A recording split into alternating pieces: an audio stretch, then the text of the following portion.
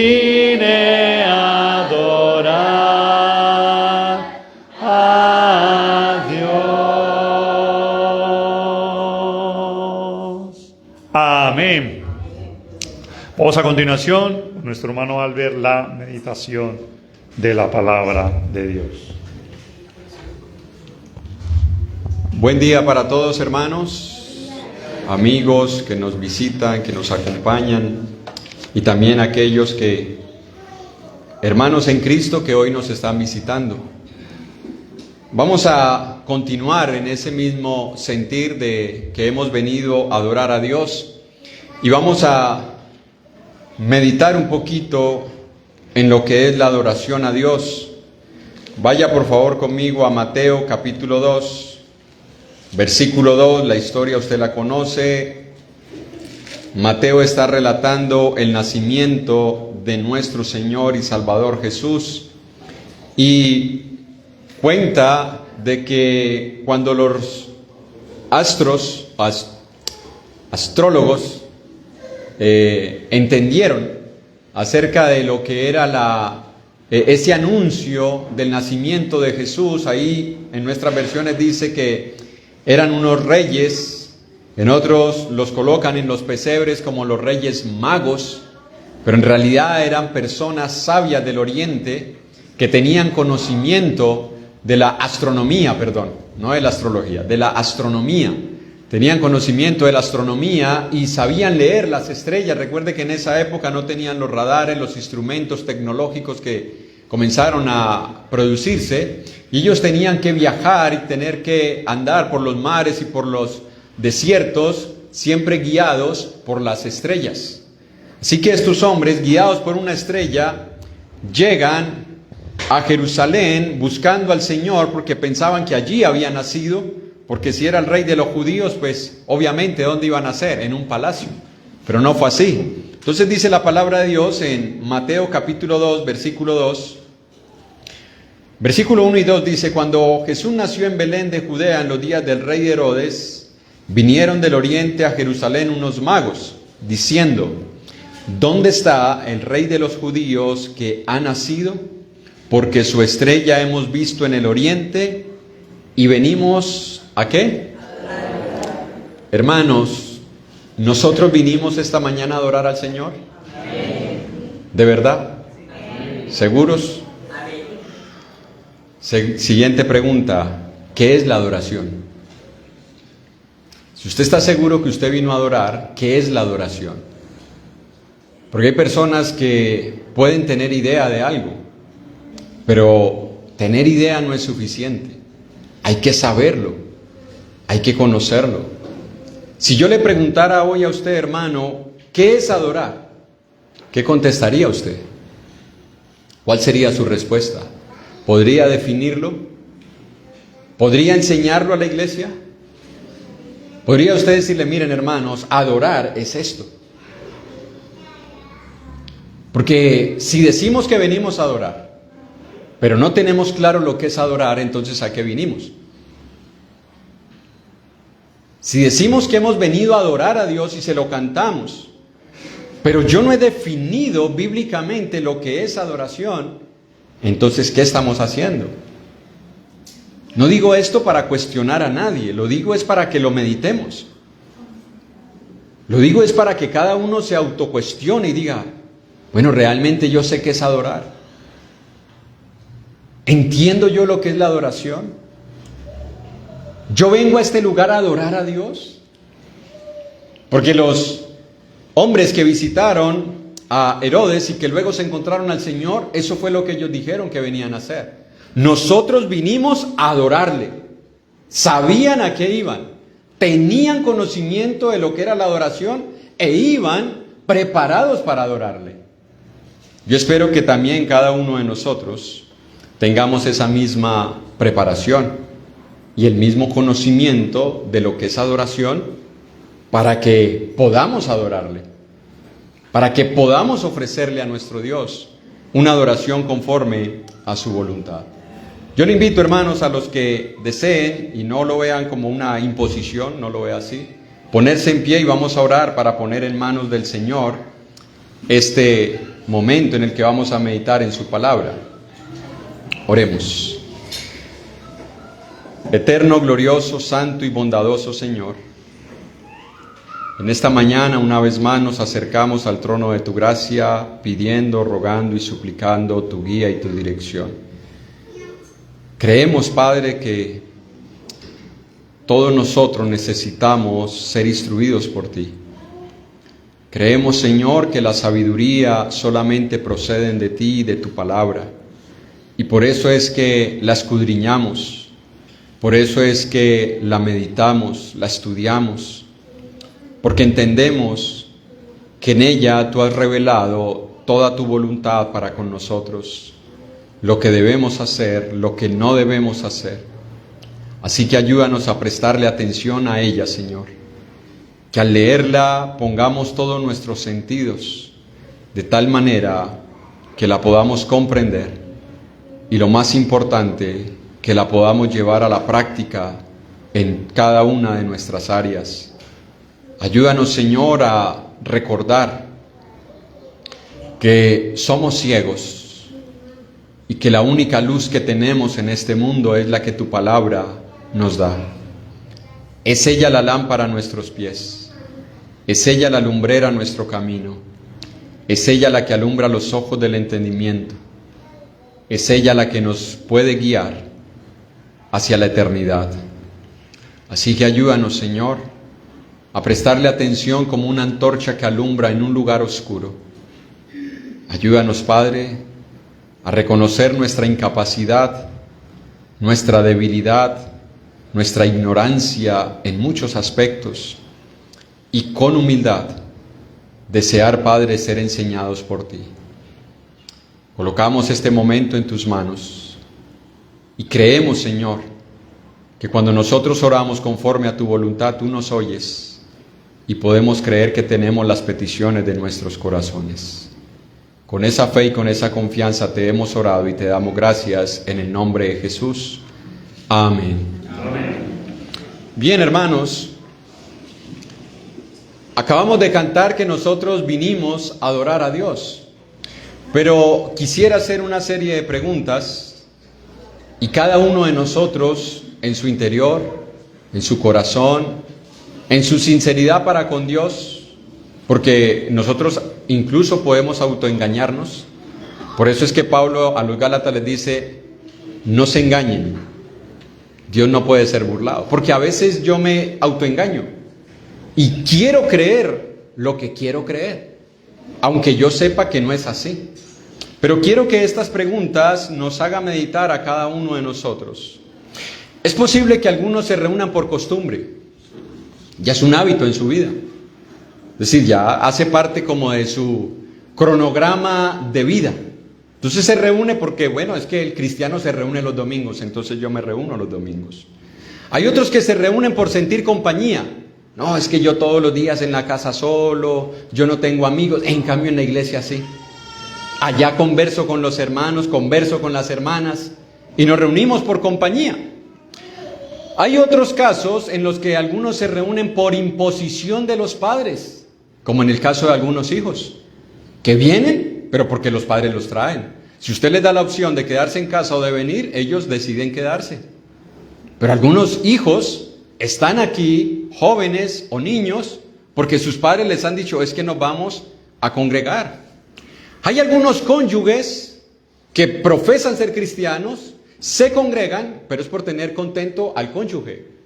Porque el cónyuge le está diciendo, mira, hay que congregarte, mira, porque el otro no es tan piadoso. Entonces el cónyuge, para no tener conflictos en casa, pues ahí voy y la acompaño o lo acompaño a congregarme.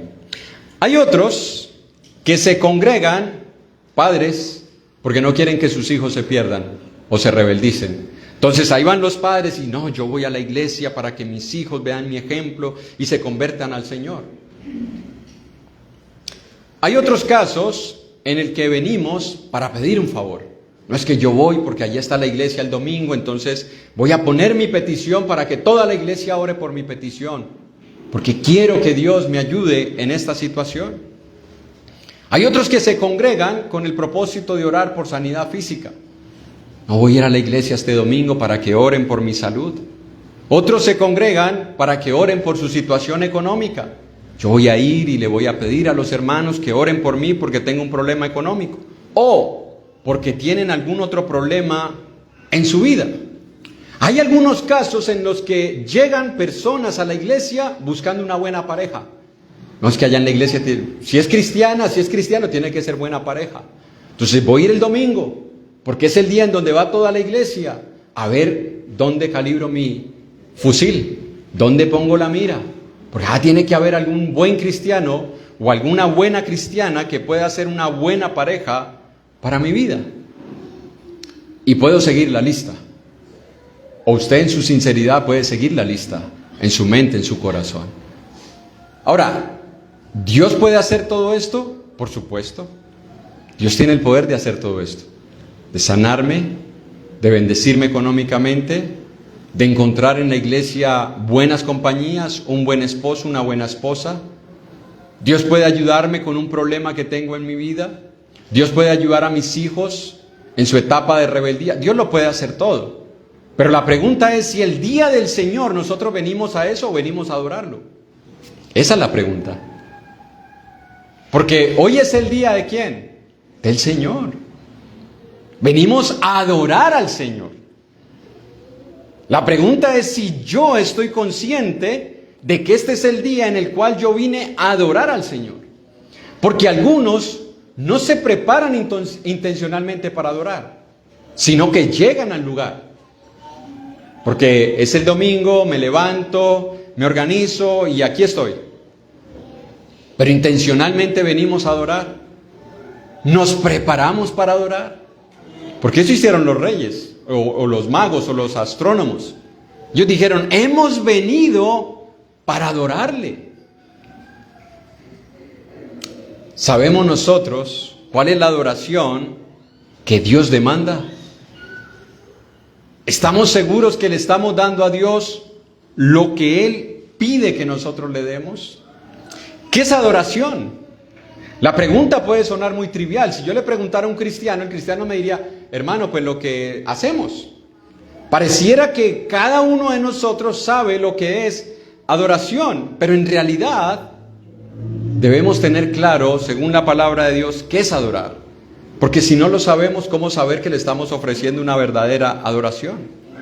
La adoración en la Biblia es definida en un sentido general, porque no tenemos mucho tiempo y ya está bastante avanzado el tiempo, van a ser las 11, pero en un sentido general, la adoración en la Biblia es definida de 3 maneras. Es la actitud de respeto, honor y servicio a una deidad.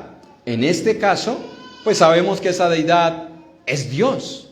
Y hay 3 palabras en las Escrituras, bueno, hay más, yo solamente quise que viéramos hoy 3, en las que la Biblia, o las que la Biblia utiliza para describir lo que es la adoración a Dios. La primera de ellas es una palabra en griego que es proskuneo. Es un verbo que significa besar la mano, hacer reverencia, mostrar respeto, doblar la rodilla o besar el suelo con la frente. Recuerde, todo eso en una sola palabra. Recuerde que los griegos y los hebreos tenían menos palabras para describir muchas acciones, a diferencia de nosotros en el español, que tenemos cada palabra para cada acción. Por eso es que cuando usted va a traducir una palabra del griego, del hebreo, no puede quedarse con una sola cosa y decir, es esto. Porque ellos utilizaban la misma palabra para describir varias cosas, varias acciones, varios aspectos. ¿Ya? Entonces, esta es una palabra en griego: besar la mano, postrarse, mostrar respeto, doblar la rodilla o besar el suelo con la frente. Está la otra palabra en hebreo que es yadah o jadah, como se pronuncia por algunos. Y esta palabra se deriva de la palabra, es una palabra compuesta que es mano. Y se refiere a levantar las manos o alzar las manos para adorar a Dios. Eso lo hacían los judíos. Ellos levantaban sus manos al cielo para adorar a Dios. De ahí a que Pablo también en la carta a Timoteo dice, quiero que los hombres oren en todo lugar, levantando ¿qué? Manos santas, sin ira y sin contienda al Señor. También lo utilizaban para mostrar una postura de respeto, una actitud de agradecimiento. No era como que vamos a orar al Señor y yo por allá regado en la silla. Sino que cuando se iba a alabar al Señor, ellos con su actitud y con su postura mostraban que realmente venían a adorar a Dios. Pero nosotros decimos, vengo a adorar a Dios y vine a adorar, y por allá tirados. Porque tal vez no entendemos que adorar a Dios es mostrar con mi postura que a eso vine. Pero también existe otra palabra que es yareh. Y esa palabra es en hebreo también, denota un temor reverencial. Y aquí ya se va algo más profundo, se va algo más espiritual. Es porque el corazón de la persona desea mostrarle respeto y amor a quien es el objeto de su adoración. Pero se lo está mostrando desde el corazón, porque entiende que ese ser al que está adorando conoce sus pensamientos y su corazón.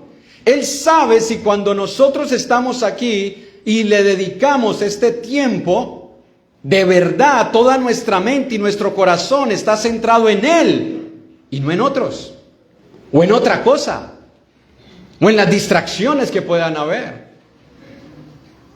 Porque hay un temor reverencial, porque yo sé que aunque nadie me está viendo, Dios sí sabe lo que hay en mi corazón. Dios sabe si yo vine con toda la actitud de adorarle, al punto de que yo evito que cualquier cosa me distraiga del objeto de mi adoración, que es Dios. 3 palabras que nos hablan acerca de lo que es adoración.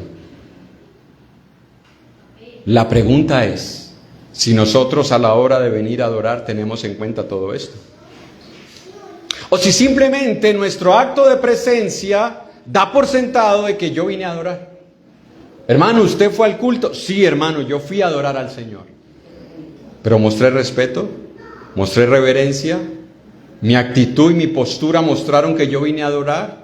Mi concentración, mi humildad, mostraron a Dios que yo le vine a adorar. ¿Cuántos han luchado con los hijos? ¿Cuántos tienen hijos, hermanos, estudiando? Los otros ya salieron, ¿sí? Algunos. Pero también tuvieron la misma lucha que tal vez nosotros. Nos llaman del colegio. Mire, venga para que hablemos. Y cuando uno llega allá, es que su hijo no presta atención. Su hijo es distraído. Su hijo no se concentra. ¿Nos ha pasado? ¿Qué hacemos nosotros? Le decimos, no importa, hijo, con el hecho de que tú vayas es suficiente. ¿O qué le decimos al hijo? ¿A qué usted va? ¿A qué usted va al colegio? ¿Sí le decimos o no? ¿O somos de los padres que ahorita ya nos da miedo hablarle a los hijos? Y le decimos, ay, pero siquiera que vas, hijo. No, yo creo que nosotros tenemos la autoridad todavía para decirle, ¿a qué vas al colegio? Te tienes que concentrar. Es que Julanito, te cambias de silla entonces. Te sientas al frente, donde estés cerca del profesor. Pero ¿quiénes son los que se sientan atrás? Los que mantienen así. ¿Sí o no? Y los profesores los tienen en la mira. Qué triste que en la iglesia ocurra lo mismo. Que vengamos y nos distraigamos con cualquier cosa. Pero no, yo vine a adorar a Dios. Yo vine a adorar a Dios. Y se lo canté, hermano. Y hasta me hizo llorar. Pero realmente le dimos a Dios la adoración que Él merece. Porque decimos que a eso venimos. Decía alguien, el cristiano no dice mentiras. ¿Amén? Ah, como que sí las dicen. El cristiano no dice mentiras, ¿cierto que no? No decimos mentiras. Pero decía este comentarista, pero cómo nos gusta cantarlas. Porque cantamos mentiras. Porque decimos una cosa y hacemos otra. Si yo digo que vine a adorar a Dios, yo debo venir intencionalmente a adorar a Dios. preparado mi corazón para adorar a Dios. Concentrado y luchando por mostrarle a Dios con todo mi ser que a eso vine. Luchar con las distracciones, luchar contra el cansancio, luchar contra el sueño, luchar contra mi falta de atención. Es que yo soy de mente dispersa. Pero me siento a ver una serie y no me dispersa la mente. Ahí me quedo. Me tienen que apagar el televisor o pararme, pero ahí me quedo, de mente dispersa. Pero adorar a Dios, ¿cómo nos cuesta? ¿Cómo nos cuesta adorar a Dios? Porque tal vez no entendemos lo que es adoración a Dios. En Juan capítulo 4, versículo 21 al 23, el Señor nos enseña cuál es la adoración que Dios acepta o que Dios recibe. Juan capítulo 4, versículo 21.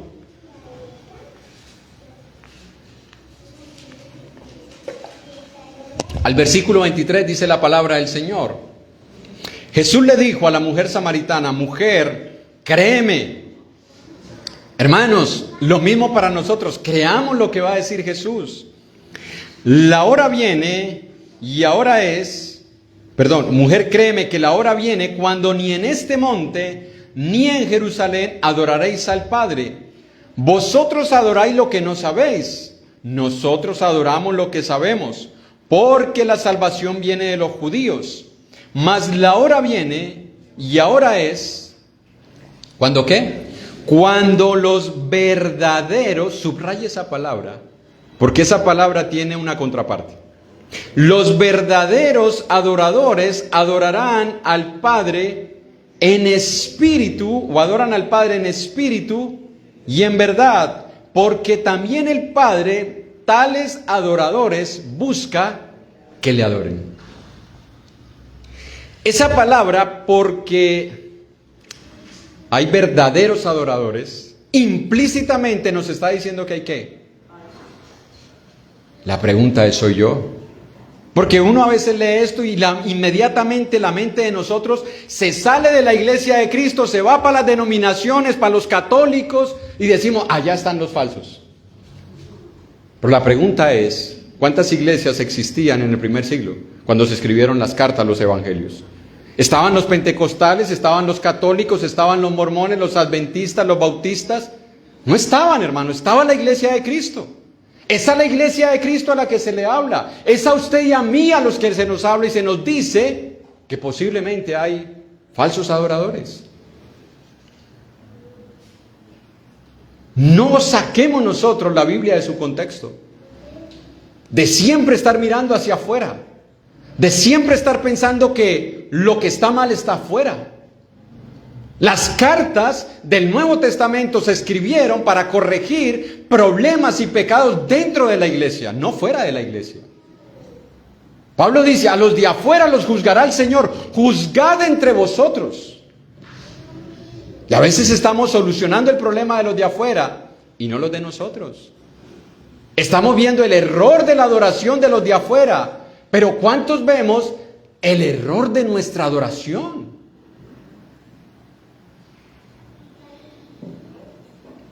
Porque no vemos que tal vez seamos nosotros los que estemos cayendo en una falsa adoración. Jesús le dice a ella de que hay algunos que están adorando lo que no saben o adorando lo que no sabemos.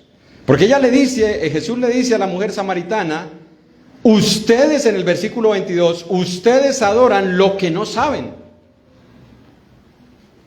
¿Será que nosotros estamos adorando lo que no sabemos? ¿O será que estamos adorando sin saber qué es adoración? Y por eso no lo hacemos de la manera correcta. Al igual que los samaritanos, es posible, hermanos, que nosotros adoremos a Dios de una forma equivocada. Porque nos conformamos con tener una liturgia en comunidad o privada. ¿A qué me refiero con una liturgia? A actos que hemos aprendido de lo que es adorar a Dios. Entonces, ¿qué es una adoración privada? Mi devocional personal. Entonces, mi devocional personal, ¿qué es lo que se hace? A ver, yo busco por aquí, ¿qué es devocional? Devocional es que tú oras, voy a orar. Y lees la Biblia, voy a leerla. Y te cantas 2 himnos, los voy a cantar. Y hago eso, mi liturgia. En compañía. ¿Qué es lo que hace la iglesia? Pues lo que los hermanos dicen.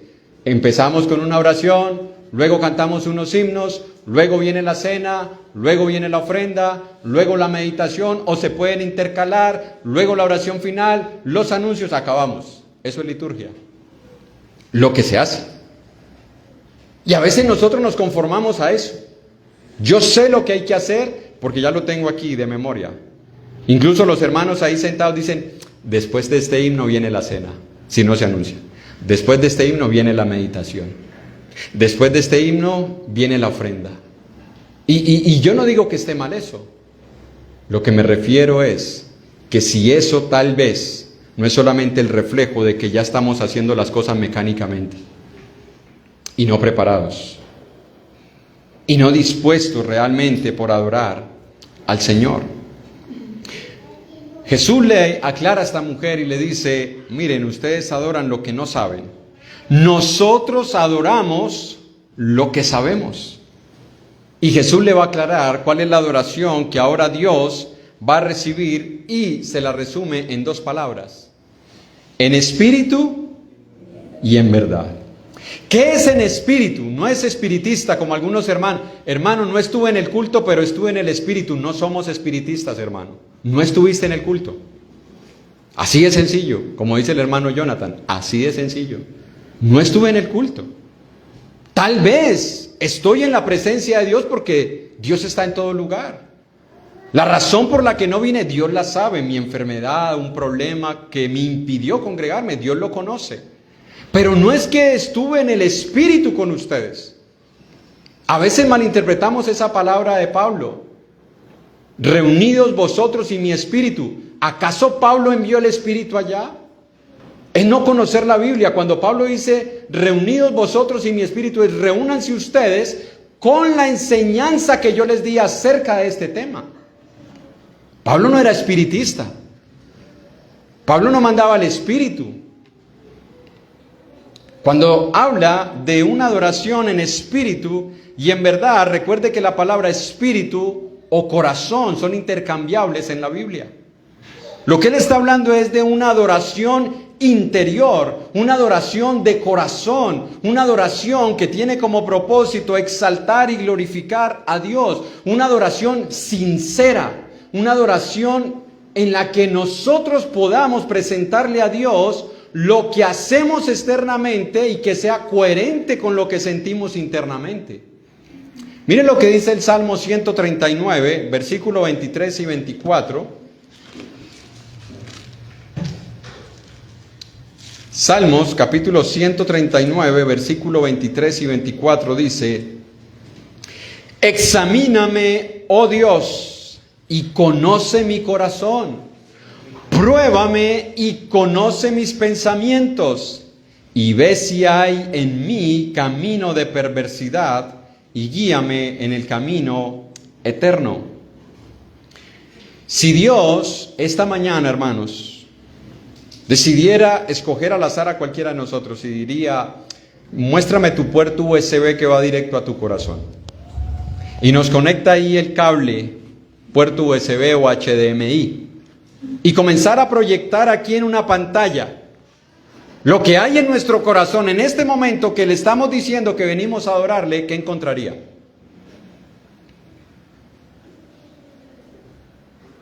¿Una adoración de corazón o una adoración de labios, pero el corazón lejos? En donde a veces cantamos por inercia. En donde a veces cantamos porque pues todos están cantando y ya me lo sé el himno y lo canto. En donde participamos de la cena y cerramos nuestros ojos, pero ni estamos meditando en lo que es el sacrificio de Jesús, ni estamos meditando en lo que Él hizo por nosotros, ni en su sufrimiento, sino que ahí, los ojos cerrados, pero mi mente dispersa. ¿Qué encontraría el Señor? Porque el salmista le dice, pruébame, examíname, mira mi corazón. Puedes exponerlo si quieres, Señor. Y mira si hay en mí camino de perversidad. Cuando el Señor Jesús le dice a esta mujer que la adoración que él ahora recibe es una adoración en espíritu, es porque tanto judíos como samaritanos se habían conformado con una adoración externa, de actos, de ritos, de animales, de comidas, de guardar días, de vestido, de no sentarse en tal silla, de no entrar en tal casa, de no hacer tal cosa. Se habían conformado con una adoración externa y no una adoración de corazón. Tal vez nosotros, hermanos, podamos estar cayendo en lo mismo, que pensemos que la adoración que Dios espera recibir de mí sea solamente algo externo que yo haga, y se nos olvida que es una adoración en espíritu, desde el corazón, que yo vengo preparado y dispuesto a cantarle, que no me tienen que decir el papá, la mamá, el hermano, la esposa, hermano, ¿y por qué no cantas? Sino que yo vengo dispuesto a cantar, que yo vengo dispuesto a participar de la cena del Señor con respeto, con una buena actitud, que yo vine a mostrarle reverencia a Dios, no al hombre, a Dios, que yo vine a mostrar disposición para prestar atención a su palabra. ¿Todo eso lo encontraría el Señor? Si el Señor examinara mi corazón y lo expusiera, ¿encontraría todas esas cosas ahí juntas? ¿O hay algunas en las que nosotros estamos fallando? ¿Encontraría amor para ofrendar, como lo aprendíamos hoy? ¿Disposición de corazón para ofrendar? Porque eso es lo que le está diciendo. ¿Qué hacían los samaritanos y los judíos? Llevo mi animal. Resulta que el Señor en Jeremías les dice: ya no me traigan más vana ofrenda, ya no me traigan holocaustos, ya no me traigan sacrificios. ¿Para qué? Dice el Señor. Llenas están vuestras manos de sangre. Lavaos y limpiaos. Quitad la iniquidad delante de mí. Aprendan a hacer el bien. Luego vengan y ahora sí estemos a cuentas. Porque ellos pensaban que con el hecho de ir y de llevar lo que Dios pedía, ya era suficiente. Por eso Jesús les dice: ahora la adoración que el Padre recibe es una adoración en espíritu. Pero no solamente en espíritu, sino que también dice: y en verdad. ¿Qué es en verdad? No dice de verdad. Eso ya lo dijo en el espíritu. En verdad es conforme a la voluntad de Dios. ¿Por qué? Porque los samaritanos y los judíos habían empezado a extraviarse de la adoración a Dios. ¿Qué estaban haciendo los samaritanos? Bueno, los samaritanos creían estar haciendo bien las cosas, porque en ese lugar fue donde Jacob adoró a Dios y ellos levantaron un templo que es el templo Gerizim. Y ellos decían: pues si Jacob adoró aquí, nosotros vamos a adorar aquí, desconociendo que Dios les había revelado que era en un lugar que él había escogido, como lo aprendíamos hoy en la ofrenda también, en la cena. ¿Cuál era ese lugar? Bueno, Dios escogió primero un tabernáculo. Después de ese tabernáculo escogió un templo allá en Jerusalén. Y por eso es que todos los judíos de todas las naciones debían ir a Jerusalén las 3 fiestas anuales, no importa dónde vivían. 25, 30, 50, 100 kilómetros o más kilómetros, debían de estar allá, porque era el lugar que Dios había escogido para ellos. Pero los samaritanos decían: pues a nuestro modo de pensar, así está bien que nosotros adoremos a Dios. Aquí está bien que nosotros adoremos a Dios. Lo importante es que estamos adorando a Dios. Pero Jesús les dice: no, es en espíritu y es en verdad. Ellos adoraban de una forma equivocada. Tenían una buena intención, por supuesto. Tenían buena intención en adorar a Dios, pero no era según la voluntad de Dios. Así que no importa, hermanos, si nosotros creemos que lo que estamos haciendo es bueno. No importa si nuestra intención es buena. Lo que importa es qué dice Dios. Dios no dejó la adoración a la imaginación o al invento del hombre. La adoración que Dios pide que nosotros le demos Dios la dejó regulada desde el Antiguo Testamento. ¿Usted recuerda cuando salen los judíos de Egipto? Salen de allá y ellos estuvieron muchísimos años allá. Muchos años, no fueron 430 años. Cuando usted estudia cronológicamente los nombres de las personas que ingresaron y luego los nombres de los que salieron, no le da para 430 años. ¿Estuvieron en la tierra de Canaán y en Egipto 430 años? Sí, como esclavos y forasteros. Pero Abraham no fue esclavo. Jacob no fue esclavo, sí fue forastero. Pero ellos estuvieron muchos años en Egipto. Y cuando ellos salen de Egipto, o más bien el estar allí, ellos aprendieron de los egipcios porque vieron a los egipcios cómo se adoraba a Dios. O a los dioses que ellos tenían. Entonces ellos empezaron a ver, bueno, cómo es que adoran los egipcios. Y tantos años donde hijos de hijos habían nacido allá. Y eso es lo que ocurre cuando alguien nace en otro país, sus padres son de otro lugar, los padres tratan de inculcarles sus hábitos y sus costumbres, pero los hijos lo que están viendo es otra cosa. Entonces hay un choque de culturas, de convicciones y de principios, los padres tratando de enseñarle lo que aprendimos y los hijos aprendiendo de lo que están viendo. Eso le pasó a los israelitas. Por eso es que cuando ellos salen de la tierra de Egipto y pasan el Mar Rojo, ¿qué fue lo primero que hicieron? Moisés va a cantar, pero ¿qué hace María y las demás mujeres? Comenzaron a tomar panderos y comenzaron a danzar. ¿Hacían eso los israelitas? No, así adoraban los egipcios. Porque lo aprendieron, porque lo vieron. ¿Buena intención? Por supuesto. Pero ¿qué hizo Dios cuando ya los saca y los lleva al monte Sinaí? Les da leyes. Y Hebreos dice que el primer pacto tenía ordenanzas de culto. Es decir, Dios les dijo cómo es que se iban a acercar a Él para adorarlo. No lo dejó a la imaginación. Obviamente ellos apenas salen, no han recibido la ley, no han recibido la instrucción. ¿Y qué es lo que piensan hacer? Pues aquello que habían aprendido. Usted puede ver en Éxodo desde el capítulo 25 hasta el capítulo 31 y hay una palabrita que se repite allá que dice harás conforme a, harás esto, harás esto, harás esto. En todo lo que Dios le manda, desde Éxodo 25 hasta Éxodo 31, esa palabra se repite, harás esto, harás esto, harás esto. ¿Qué le está haciendo Dios? Colocándole normas y diciéndole, no vas a hacer las cosas como tú crees, las vas a hacer como yo te lo ordeno.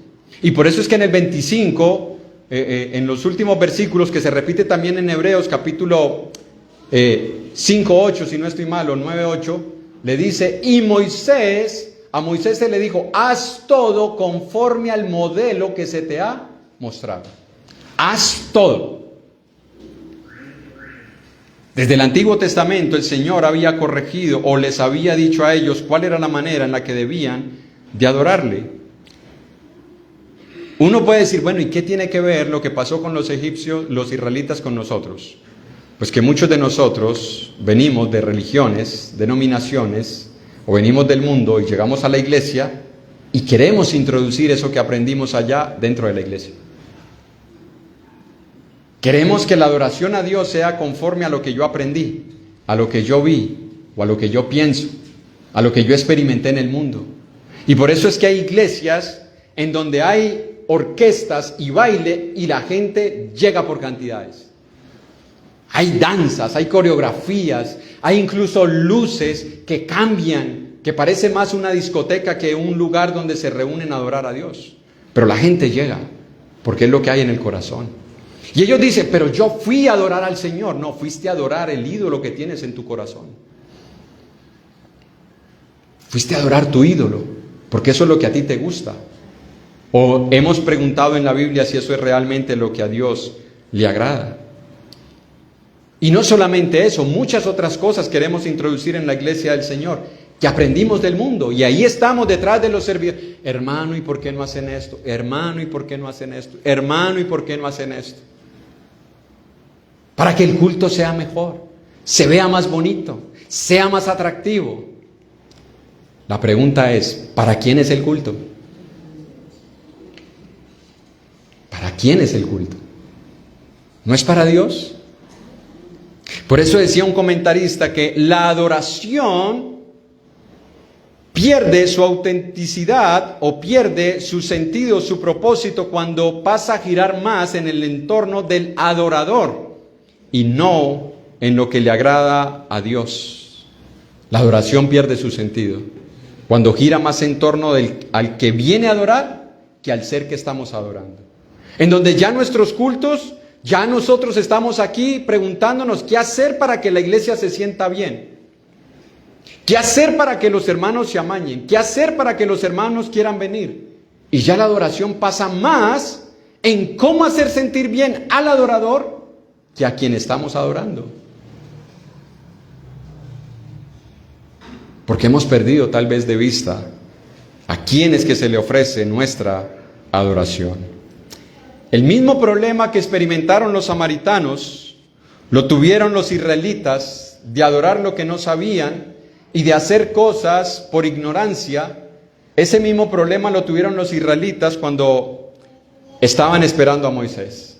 Sale Moisés del campamento porque Dios lo llama al monte Sinaí. Allá lo retiene 40 días y 40 noches. ¿Y qué pasó con los israelitas abajo? Éxodo capítulo 32. Éxodo capítulo 32.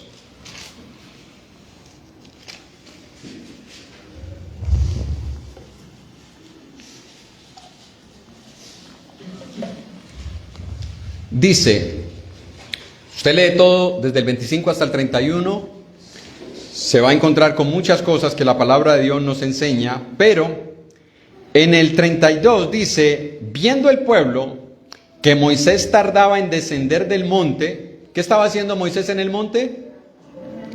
¿Recibiendo qué? Instrucciones de Dios. ¿Pero qué estaba haciendo el pueblo acá abajo? Estaban esperando. Pero están en ignorancia. No solamente están esperando, sino que están en ignorancia. Y dice, como vieron que Moisés se tardaba en descender, se acercaron entonces a Aarón, quien llegaría a ser el sumo sacerdote. Todavía no lo habían establecido, porque era descendiente de la tribu de Leví. Y le dijeron, era el hermano de Moisés. Entonces dicen, si este es el hermano, este tiene ¿qué? Autoridad. Porque Dios había hablado por ambos, tanto por Moisés como por Aarón, los había usado. Haznos, ni siquiera uno, dioses que vayan delante de nosotros, porque a este Moisés, el varón que nos sacó de la tierra de Egipto, no sabemos qué le haya acontecido. Y Aarón les dijo, apartad los zarcillos de oro que están en las orejas de vuestras mujeres y de vuestros hijos y de vuestras hijas, y traédmelos. Entonces todo el pueblo apartó zarcillos de oro que tenían en sus orejas y los trajeron a Aarón.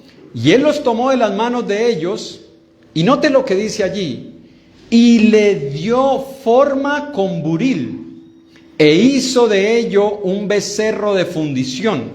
Entonces dijeron, Israel, estos son tus dioses que te sacaron de la tierra de Egipto. Noten, ¿tenían ellos claro lo que era ofrecerle una verdadera adoración a Dios? No. ¿Sabían qué era adorar? Por lo que habían aprendido. ¿Qué habían aprendido en Egipto? Imágenes. ¿Qué habían aprendido en Egipto? Danza. ¿Qué habían aprendido en Egipto? Tocar instrumentos. Eso aprendieron en Egipto. Entonces cuando ellos salen dice, pues eso es lo que aprendimos, eso es lo que vamos a hacer. Haznos dioses, Aarón.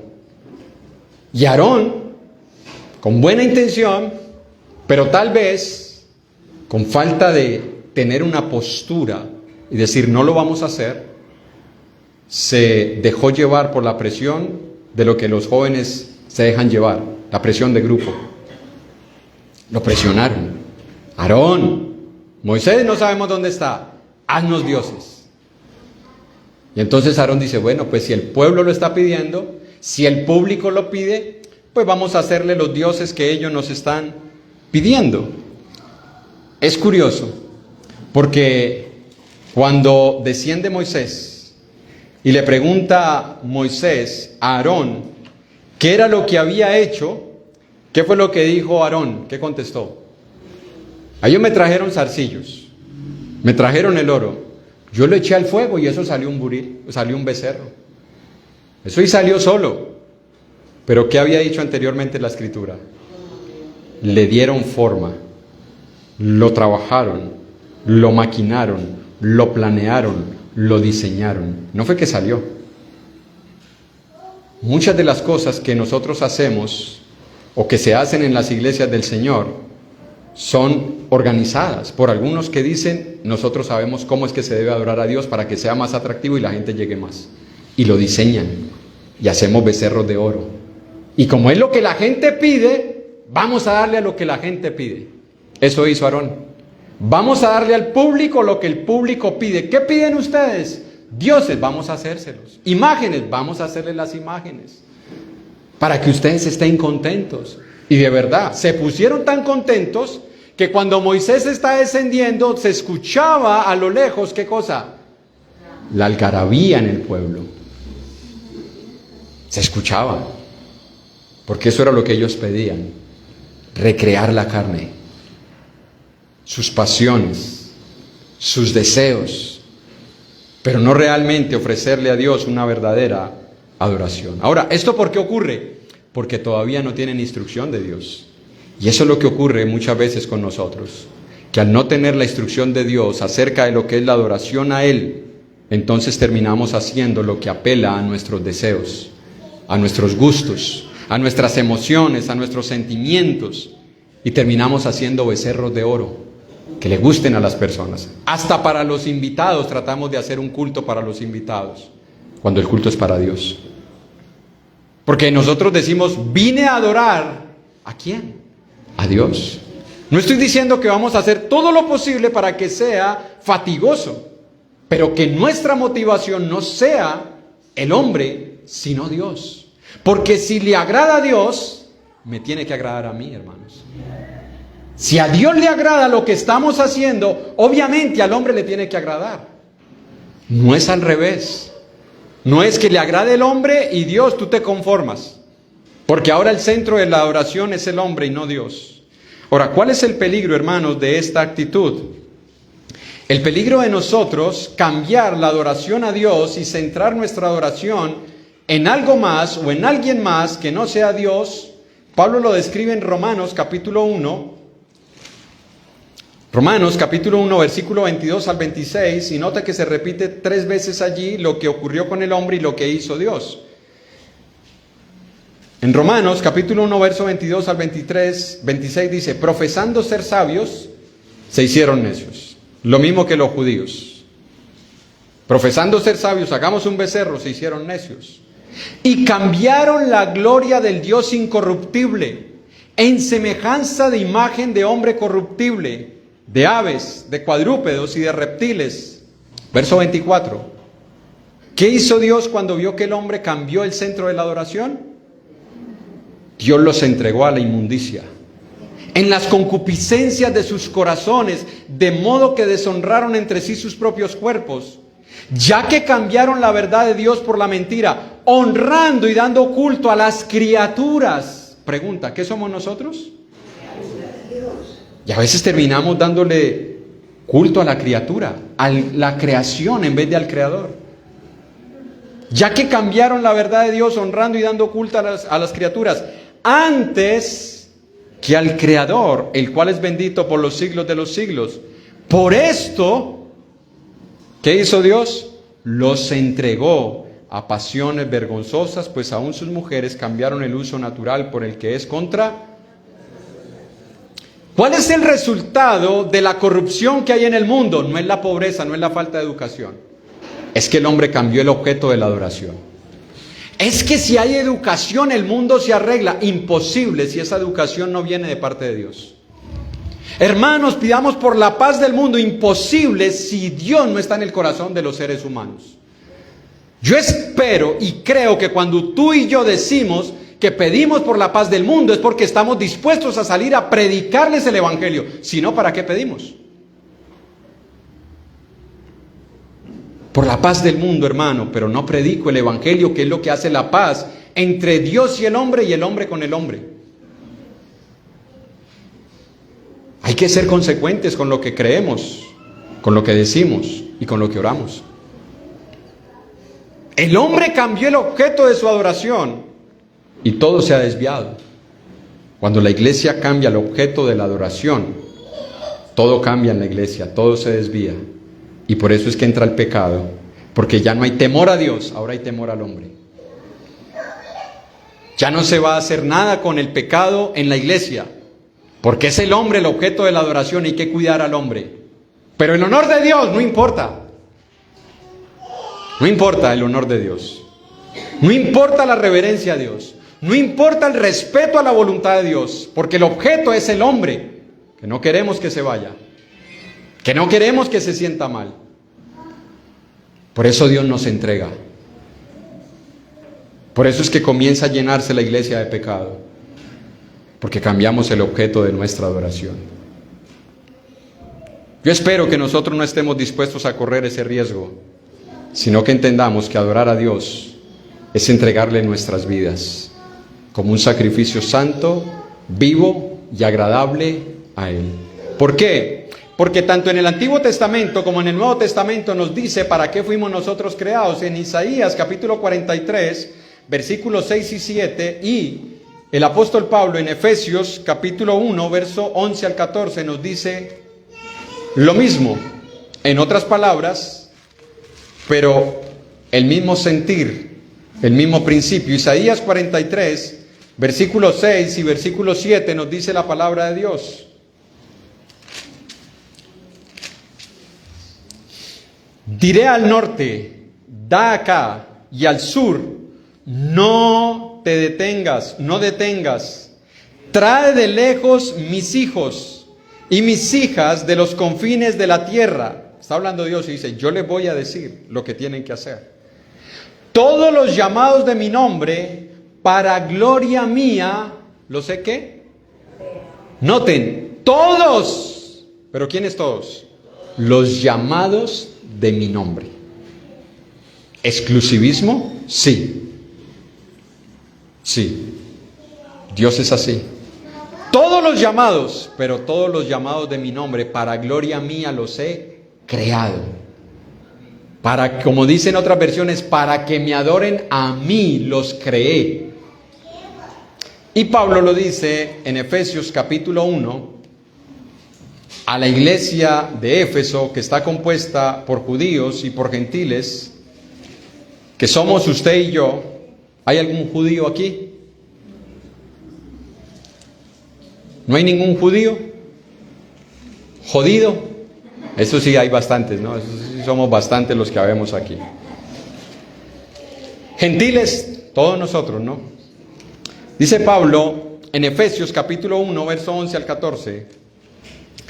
En él, asimismo tuvimos herencia, se está refiriendo a los judíos, habiendo sido predestinados conforme al propósito del que hace todas las cosas según el designio de su voluntad, a fin de que seamos para alabanza de su gloria, nosotros los que primeramente esperábamos en Cristo, judíos. En él también vosotros, ahora habla con los gentiles, habiendo oído la palabra de verdad del evangelio de vuestra salvación, y habiendo creído en él, fuisteis sellados con el Espíritu Santo de la promesa, que es las arras de nuestra herencia, ahora nos junta judíos y gentiles, hasta la redención de la posesión adquirida para alabanza, ¿de qué? De su gloria. ¿Para qué fuimos creados tú y yo? Cuando nosotros perdemos de vista ese propósito, ya nuestra vida carece de sentido. Puede que yo sea una persona que tenga conocimiento secular, una profesión, dinero, que me reconozcan. Puede que yo tenga todo eso en el mundo, pero si perdí el propósito por el cual fui creado, mi vida perdió propósito. Cuando un cristiano viene el primer día o cualquier otro día en que la iglesia se reúne o lo hace en su casa y el centro de su adoración no es Dios, se pierde el sentido de lo que estamos haciendo en ese momento. Si el culto que nosotros hacemos el primer día de la semana no tiene como objeto Dios y la adoración que le debemos, se pierde el sentido de lo que estamos haciendo como iglesia. Porque fuimos creados para adorar a Dios.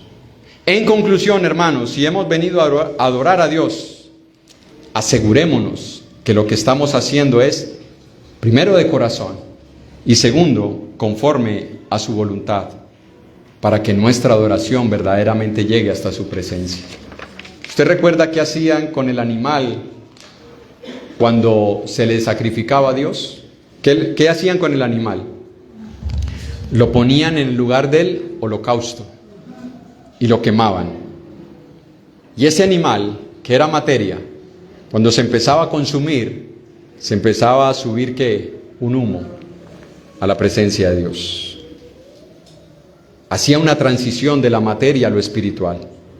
No es suficiente con que yo venga en cuerpo físico y ahí está, y duermo plácidamente durante toda la meditación. No. Es que cuando yo venga aquí, lo que yo soy físicamente, se lo ofrezca a Dios espiritualmente y que eso suba a su presencia. Ese debe ser nuestro propósito, porque esa es la adoración que Él quiere, en espíritu y conforme a su palabra. Para que nosotros, cuando cantemos himnos como vine a adorar a Dios, salgamos de este lugar y digamos, yo vine a adorar a Dios. No solamente porque lo canté, sino porque todo lo que hice, eso fue lo que reflejó mi actitud, mi reverencia, mi postura, mi respeto, mi amor y mi sinceridad en todo lo que le ofrecí a Dios. Que Él les bendiga, hermanos.